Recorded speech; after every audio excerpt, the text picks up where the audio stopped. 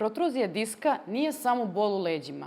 To je pritisak na nerv koji vremenom postaje sve jači. Bol se širi niz nogu, javlja se trnjenje, osjećaj slabosti. I većina vas pravi istu grešku – mirovanje, tablete. Povremene terapije bez plana. Međutim, disk se ne vraća samo od sebe, a bez jasnog pristupa stanje često prelazi u hronično. U Fizionovi protruzija diska se ne tretira kroz jednu terapiju, već kroz jedinstvene protokole lečenja koji sadrže 8 različitih terapijskih procedura.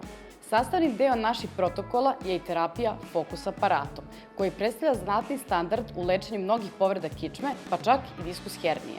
Ovaj aparat, uz pomoć akustičnih talasa visoke gustine, prodire duboko u tkivo i uspešno regeneriše oštećene nerve, ligamente, tetive, pa čak i kosti na dubini do 12 cm.